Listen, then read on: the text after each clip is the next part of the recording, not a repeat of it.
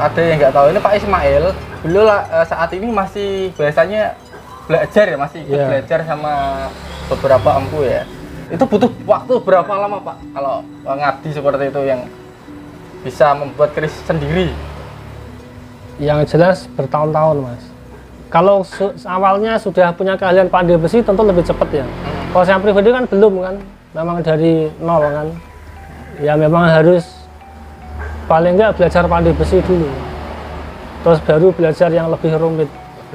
Ya sebenarnya tingkat dasarnya dari membuat keris kan pandai besi Mas. Harganya kalau pandai besi kan tidak perlu melipat-lipat apa besi ya. Langsung dibentuk aja dia.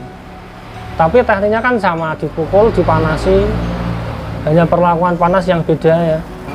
Kalau pandai besi kan nggak perlu sampai panas pijar, nggak perlu.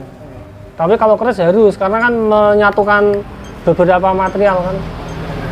Bedanya hanya itu. Kalau menurut saya ya, setelah saya belajar ini. Kalau menurut orang lain mungkin beda pengalaman kan. Oke. Nah ini malah kemarin itu pas ngobrol sama Pak Ismail, saya baru tahu bahwasanya ada teknik yang menurut saya itu wawasan baru. Ya, ini boleh saya ungkapkan? Boleh. Gedakan ya Pak? Ya untuk keilmuan apa masyarakat boleh lah Mas, menambah edukasi. Nah teknik gedakan itu mungkin dari teman-teman pecinta keris kurang lebih sedikitnya tahu ya, ada kayak kalau Anda melihat sebuah keris kok ada kayak cekungan-cekungan, tapi diraba itu halus. Dari kemudian pamornya kok bisa rapi.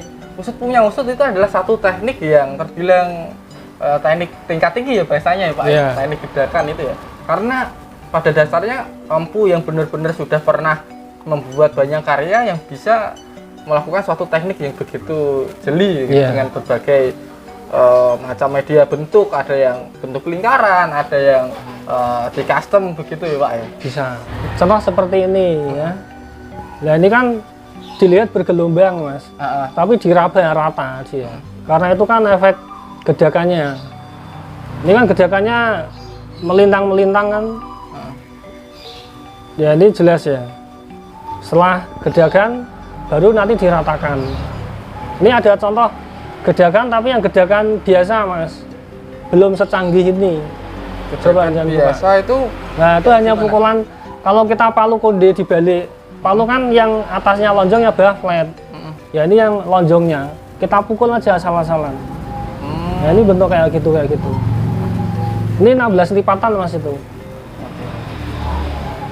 16 lipatan, terus setelah menjadi gebingan mau dibentuk, kita pukul aja asal-asalan, di palu itu dibalik yang lonjongnya, ini muncul kayak gini. Ya dibalik asal-asal aja. Ya kalau lebih ditata lebih bagus. Tapi kesannya kan ini lebih tiban kalau seperti itu. Rekayasanya lebih, ya kan? Oh ya ini membahas tiban ya. Menurut jenengan Pak Moroder Mas tiban itu gimana? Ada atau memang ya istilahnya sekedar branding aja sih Pak? Gini, kalau zaman sepuh mungkin ada ya. Tapi kalau zaman saat ini saya yakin tuh rekayasa. Contoh ini saya membuat pamor 16 lipatan ya, kulit semongko lah. Setelah itu kita gedek aja di beberapa titik, 1, 2, 3, 4, 5, 6, 7 misal. Nanti di gedegan itu kan membentuk motif udan emas itu. Setelah kita ratakan. Berarti enggak itu pakai tempat atau memang hanya gedekan saja? Ya gedek itu kan kondisi panas Mas, panas merah ya. Kita gedek. Tinggal kalau udan emas kan tertata 1, 2, 3, 4, 5 ya, 1, 2, 3, 4, 5. Kalau kita buat misalnya meniru keris sepuh yang tiban itu ya kita kececeran aja, nggak usah beraturan, diacak aja. Berarti teknik gedekan itu kan mungkin sepemahaman orang, wah itu tempaan, kok bisa bulat-bulat. Ternyata memang digedek itu ya, ditempel, dilapisi beberapa, terus diketok gitu. Ya kalau misal yang zaman dulu yang dimaksud tiban tuh gini Mas, kalau saat ini ya kita buat 16 lipatan udah kita merapikan. Ternyata udan emasnya. Kalau sekarang kan nggak mungkin tuh Mas. Kalau mungkin ya itu tiban, karena tidak direncana, tidak direkayasa. Oke. Tapi Dari kalau hasil lipat 4 itu tadi ya. ya, tapi kalau pembahasan saya sekarang, kemampuan saya ya, ya kalau membuat udan emas tiban ya ini buat lipatan biasa 16, baru kita gedek udan emas nanti. Nah, tadi membahas gedagan ya. Ini saya mau tanya Pak Mail kan belajar membuat keris. Selama ini dari waktu ke waktu keris apa yang sudah pernah dibuat Pak? Ini contohnya ini yang karya pertama Mas ya. Karya pertama tuh tilam upeh. Nah ini Oke. mungkin di sini Mas Sigit lihat ini ada pecah, ya itu kegagalan Mas. Ini juga pecah. Ini langkah salah satu apa ya efek dari kegagalan saat menempa. Panasnya terlalu tinggi atau gimana? Nah kalau seperti ini Mas, ini bukan ini gini, panasnya tepat ya. Mukulnya yang di saat mukul dia nggak mau kelet ini. Ini yang atas kan mau kelet, lengket bener-bener sempurna kan gitu. Ya ke sini megar lagi. Ini jadinya pamekang jagat. Oke. Keris pertama hasilnya pemekang jagat. Istilahnya tanpa direncanakan ya. Tanpa malah rencana saya harus rapat Mas. Harus rapat. Itu Rencana harus rapat. Tapi ternyata malah buka ini. enggak pemekang Monggo. jagat. Keren. Ini mungkin ada rekan-rekan yang cari pemekang jagat asli tanpa direkayasa ya ini. Iya, malah rencana saya tuh harus rapat Mas itu. Nah, kalau dilihat itu kayak sepuh ya Pak? Kayak keris sepuh ya. Kayak sepuh ya? Karena prosesnya Mas, kita mengikuti pakem keris sepuh. Kalau keris yang ya sepengetahuan saya pribadi ya, keris sepuh itu kan melalui proses terakhir yaitu dikamal. Kalau kita ingin meniru keris sepuh berarti kita harus memakai proses kamal. Ini berapa lipatan Pak kalau yang ini? Ini 24, Ini 24, kemudian yang karya kedua? ini 16. 60. Malah lebih banyak karya pertama ya? Iya. Ada karya lagi belum jadi Mas. Sudah saya bentuk belum jadi. Ada beberapa. Ini harusnya mau dibuat pamor apa ini rencananya? Ini kan awalnya rencananya ini pamor dwi warna ya. Ini batu lapak terus ada sodo saklernya maksudnya Mas. Tapi Yang ini mengkonnya ini Nah. alami ya? Tahu? mengkon ini Mas, ini tidak saya sengaja Mas. Maksud saya ini kan tapa ya. Baja ditapeh besi. Tapi ternyata muncul mengkonnya. Oh iya, bagus banget. Jadi Rencana saya malah nggak muncul.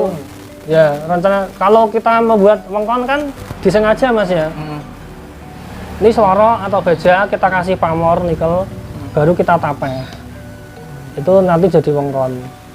Nah ini kalau ini malah nggak tak sengaja wengkon, tapi malah ada kayak motif wengkonnya.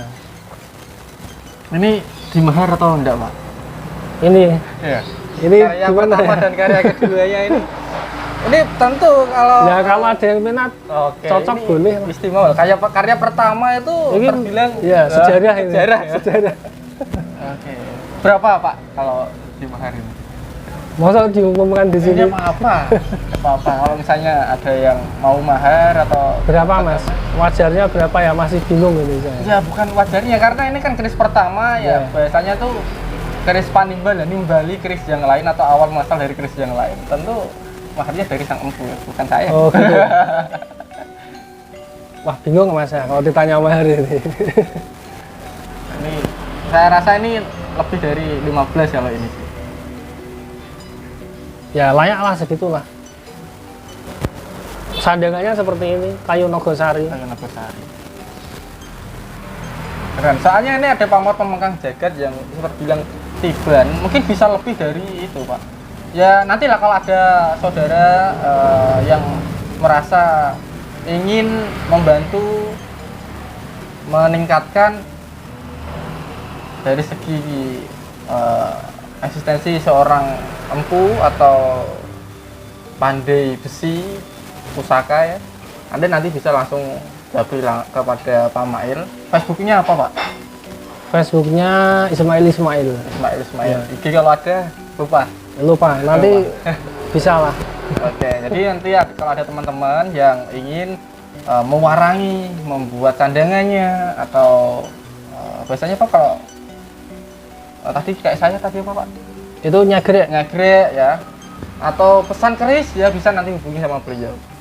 Oke, sekian video kali ini bersama Kang Ismail ya, semoga bermanfaat. Salam Rahayu. Wassalamualaikum warahmatullahi wabarakatuh.